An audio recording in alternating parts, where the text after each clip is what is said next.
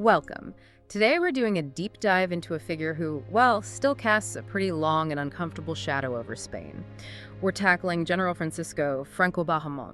You sent us a fantastic range of sources, biography, historical analyses, stuff on public memory. Our mission, as always, is to dig through all that and pull out the key insights for you. We're talking about a man who held absolute power for nearly 40 years, right? From October 1st, 1936, to his death, November 20th, 1975, the Carrillo. His face was everywhere: coins, stamps, classrooms, street names, the whole deal. But here's the thing that's really fascinating. How quickly he seemed to vanish from public memory after he died. It's quite striking. It really is. And what's particularly interesting is how the official talk, during Spain's transition to democracy actively downplayed him. We'll try to connect that to the bigger picture, a country basically trying to heal and move on, and what that meant for how history got remembered. Or maybe more accurately, deliberately unremembered in some ways.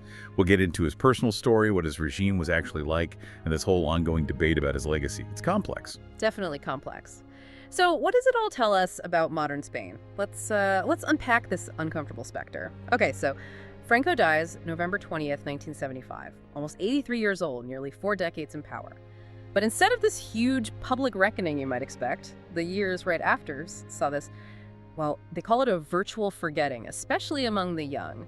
How does that even happen? How does such a dominant figure just fade from the collective mind so fast?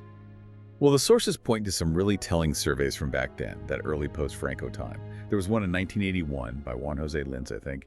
It found 32% of adults just said none when asked if they were pro or anti-Franco.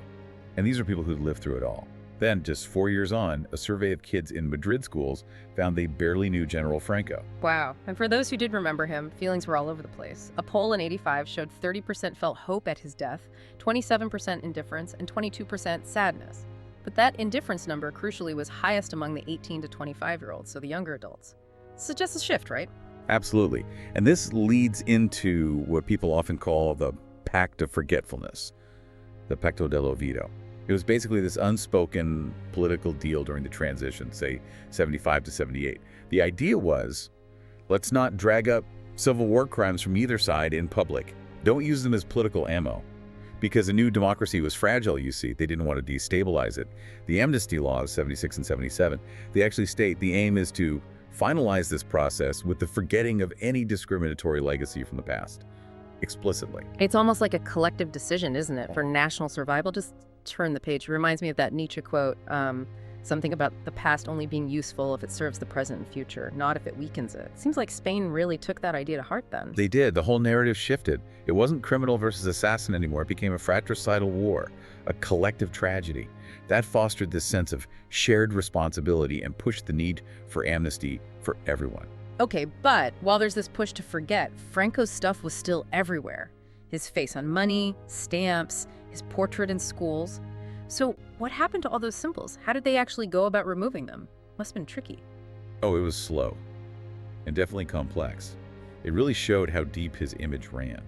Take the big equestrian statue in Barcelona Montjuic Castle. They took it down pretty stealthily in '86, but it didn't end up in storage until like 2008. Valencia removed theirs earlier, '83, I think. So it varied. But not always quiet, right? I read about his hometown, El Ferrol. That massive bronze statue, 6 tons, it stayed up until 2002, even though the local government was anti-Franco, and people even tried to bomb it. Exactly. The mayor, a left-wing Galician nationalist, famously just said it weighed a lot. That's some way to put it. And a survey there in 2000 found 40% of locals didn't want their equestrian countrymen disturbed. 40%. That figure is really something. Does it mean lingering respect? Or just weariness about digging it all up again? I think it shows just how mixed and complicated feelings were. Even in 2000, polls were full of contradictions. Like 99% said they knew who Franco was, sure. But the answers were vague. 1% even thought he came to power through democratic elections. Seriously? Wow. Yeah. And another survey found 46% of Spaniards still felt Francoism had both good and bad things. So the takeaway seems to be, just taking down statues doesn't magically erase everything. Right. Like that cartoonist, Max, said in 2015, someone asked him what remains of Francoism, and he said, "Do you see this sprinkling of gray dust everywhere? It's dandruff, and it is an attitude." Brilliant. Captures that subtle, lingering thing. Exactly. That persistent division, especially among older people who remembered the economy improving in the 50s, 60s, 70s, it led to this kind of ambiguous view, very different from how, say, Hitler is seen in Germany. So this uncomfortable specter, as you called it, keeps popping up. Controversies over his archives, plans to move his body. It brings to mind Lord Acton. Knowledge of the past is the safest and surest emancipation. You have to confront it eventually. Okay, let's rewind then. Let's unpack Franco the man. Born El Farrell, 1892. Wanted to join the Navy, apparently, but Spain's fleet was hammered in the Spanish-American War in 98. Right, so the Naval Academy wasn't really taking people. So, age 14, he ends up at the Infantry Academy in Toledo. He later said, "That's where I became a man." How much did that early military path shape the dictator he became? Oh, profoundly. It was foundational. The Army gave him structure, identity. He soaked up this intense, unified Spanish nationalism. Yeah. Very anti-regional movements, very suspicious of outsiders. And his time in Morocco over 10 years, that was crucial. He became the classic Africanista officer. What did that mean exactly? Africanista. Serious, meticulous, obsessed with discipline, very brave under fire, but also ruthless.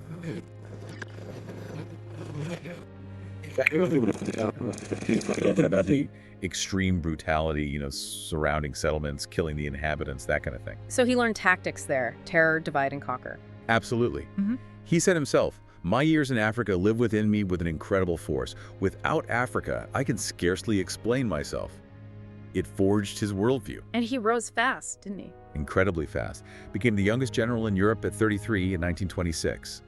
He also developed this lifelong obsession with conspiracies, particularly Freemasonry, his anti-Freemason crusade. Was he an intellectual figure at all?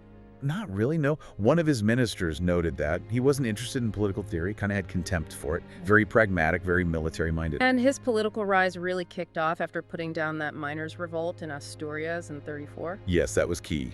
Crushing that revolution gave him his first satisfying taste of quasi-omnipotent state power, as one source puts it. He framed it as a frontier war against socialism, communism, and whatever attacks civilization. Made him a hero to the right. So when the left-wing Popular Front won the elections in 36, he was tempted to back a coup then, but he hesitated. He felt the army lacked moral unity. He had this reputation for cold calculation. Famously refused to help General Sanjurjo after a failed coup attempt earlier. What did he say? Something brutal, wasn't it? Yeah. "I don't defend you because you deserve death, not for having rebelled, but for having lost." Ice cold. Ouch. But then the monarchist leader, José Calvo Sotelo, was assassinated in July 36. That was the trigger for Franco. He decided the Republic had lost control. Time to move. So July 17th, 1936, the military uprising starts. Franco takes command, flies to Morocco in disguise. And the ruthlessness is there from day one, right? Even allowing his own cousin to be executed for resisting the coup. Yes. The coup wasn't decisive, it didn't succeed everywhere, so it quickly spiraled into this incredibly brutal civil war. And this chaos, how did it lead to him ending up on top? Well, the chaos was actually fertile ground for his rise. His potential rivals disappeared, basically. Calvo Sotelo was already dead. Sanjurjo, the initial leader, died in a plane crash right at the start. Other key generals got killed or executed. So by September 36, the remaining generals saw they needed one single commander. They elected Franco as Generalissimo of all forces and head of state, gave him all the powers of the new state. Total power. And that's when the title caudillo really cements itself. Pretty much. It was used in the press from October 36, though not officially adopted until maybe September 37. It means leader or warlord. Had history in Latin America, and among those Africanista officers too. It quickly overshadowed other titles. It signified supreme and inclusive leadership, total power, no time limits. And this regime he built, you mentioned pillars earlier. Right, three main pillars. The army, first and foremost. He called it the backbone of the nation.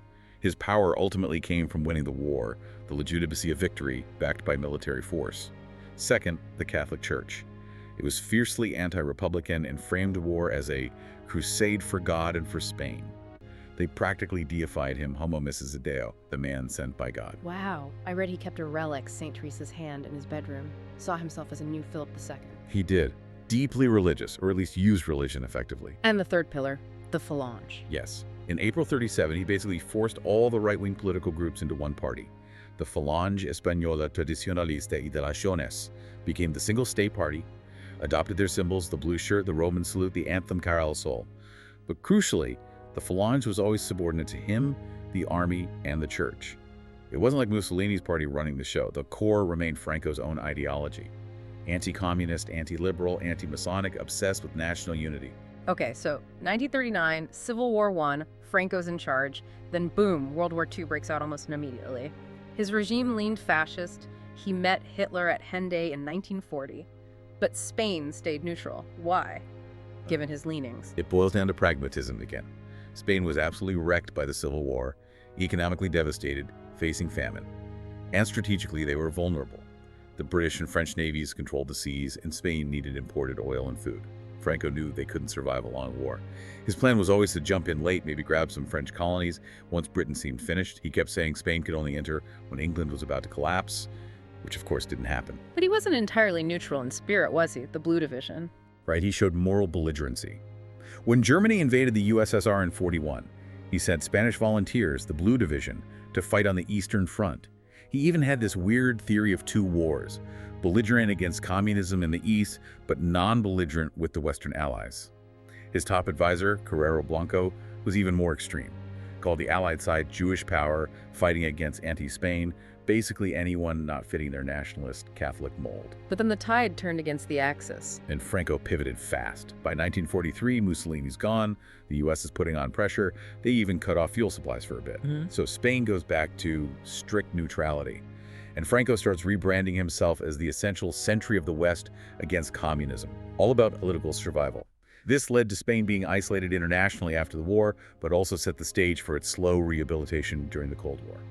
The U.S. needed anti-communist allies. Domestically, though, things were still pretty grim in the 50s, right? The economy. Dire. The policy of autarky, trying to be self-sufficient, just wasn't working. Spain's income per person in 1950 was actually lower than in 1940. People were starving. A civil governor admitted, "We must recognize clearly that there is hunger, unrest, and discontent." They had to change course. And that's where the technocrats come in. Exactly. Big shift in 1957. Franco brings in these economic experts, many linked to Opus Dei, backed by Carrero Blanco. They launched the Stabilization and Liberalization Plan in 1959. Opened Spain up economically. Franco was apparently wary, reportedly said, "I'm turning into a communist." Ah, really? Yeah, but his ministers basically warned him it was either this or risk going back to ration books if the harvests failed again. So he agreed. And that plan, well, it worked. It laid the foundation for the massive economic growth in the 1960s, the so-called Spanish economic miracle. So the 60s see this boom. The regime tries to shift its legitimacy from just winning the war to, delivering prosperity, legitimacy of achievement. But Franco himself is starting to fade physically. Yeah, he had a serious hunting accident in 61. Then from 64 onward, signs of Parkinson's. He became, as sources say, a weak and trembling old man. Did that soften his politics at all? Not really. He remained totally against any real political opening. Famously said, "It is unimaginable that the victors of a war cede power to the vanquished." Still saw liberalism as the gateway to communism, no compromise there. But he had to think about who came next, right? Succession. Yes, that became the big question. Finally, in July 1969, when he was 77, he named Prince Juan Carlos as his successor, but to the title of king. Not quite the same as handing over power immediately. Juan Carlos accepted. Apparently, he was advised by Torquato Fernandez Miranda, a key figure, to basically play along. Swear to the principles of the movement, which can be changed later legally one after another. A calculated gamble, then, aiming for a peaceful shift to democracy after Franco was gone. Exactly. But things started to unravel faster in the early 70s. The peace of Franco was fraying. More strikes, student protests, even the church started backing away from the regime, aligning with Vatican II reforms. And then, crucially, the Basque terrorist group ETA ramped up its attacks. Culminating in that assassination. Yes, the huge one. The assassination of Admiral Carrero Blanco, Franco's right-hand man, his chosen successor, the Prime Minister. December 20th, 1973. A massive car bomb in Madrid. That must have shaken the regime to its core. Carrero Blanco was meant to ensure Franco-realism continued after Franco. Absolutely devastating. One insider said, "Politically, I realized that his death put an end to Franco's regime. It removed the guarantee of continuity." Then 2 years later, September 75, Franco was ailing, but still approves the execution of 5 terrorists, despite huge international outcry. That led to massive condemnation, didn't it? Totally isolated Spain even further. It was one of his last major acts. He gave a final big speech on October 1st, 1975. After that, his health just collapsed. Heart attacks, internal bleeding, endless surgeries, transfusions, a really long, drawn-out decline. Apparently, he was heard mumbling, "Dear God, how long it takes to die." He finally passed away at 5:25 a.m., November 20th, 1975. Surrounded by religious symbols, the version of El Pilar's cloak, St. Teresa's hand relic. His funeral, interestingly, had very few world leaders attend. Compare that to Juan Carlos's proclamation as king just days later. Tons of Western dignitaries showed up for that. It really marked the end of an era and the beginning of Spain's path towards democracy. Which brings us right to that core question. What was Franquismo? This regime tied so closely to one man, lasting nearly 40 years. Longest one-man rule in modern Europe. How do historians actually define it? Was it fascist? Something else? Well, the sources show there are basically two main camps.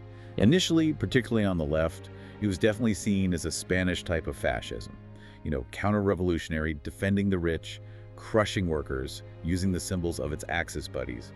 Guerrero Blanco's anti-Semitism fits that early picture too. But that view got challenged later, especially as the regime lasted so long, well past WWII. Exactly. Political scientists like Juan Linz became really influential. He proposed this category of authoritarian regimes as distinct from totalitarian ones like Nazi Germany or Stalin's USSR. What's the key difference in Linz's model? Linz points to things like limited political pluralism, but only within the ruling group, not real opposition. Also, no single, all-encompassing ideology, more like a broader mentality, nationalism, Catholicism, anti-communism, and limited efforts to mobilize the masses. Crucially, he argued, an authoritarian leader's power, while huge, still operates within badly defined but actually fairly predictable formal limits. It's not absolute arbitrary power like in totalitarianism. And in Franco's Spain, the single party, the Falange, was always second fiddle to the army and the church. That's a key difference from, say, Mussolini, who led a revolutionary party that took over the state. So Mussolini was a politician leading a movement. Franco was a soldier whose power always came back to the military. Precisely. So many see Franquismo more as a particularly harsh, authoritarian version of a classic military dictatorship, just one that lasted an exceptionally long time. It lacked the truly revolutionary or utopian goals of fascism. As Franco himself apparently put it in '53, we are the counterpart of the Republic, defined by what it opposed. And given it lasted so long, how do historians break it down into periods? Yeah, most agree on at least two big phases, with that 1959 stabilization plan as the turning point. So an early phase, harsh repression, economic misery, international isolation. And a later phase, economic development, opening up internationally, more technocratic rule. But some historians identify 3, 4, even 5 or 6 stages. It highlights Franco's ability to adapt, its chameleon-like nature. He shifted from being pseudo-fascist to national Catholic corporatist to developmental authoritarian, all while remaining, as one source says, without ever renouncing his fierce authoritarianism. He changed his spots but stayed a dictator. So wrapping up this deep dive, we've covered a lot. Franco's life, from the military academy to absolute power, his consolidation through war, using the army and church, navigating World War II, the economic shifts, his decline. And crucially, this ongoing struggle with his memory in Spain, that pact of forgetfulness, then the slow, painful process of dealing with the past, the statues, the debates.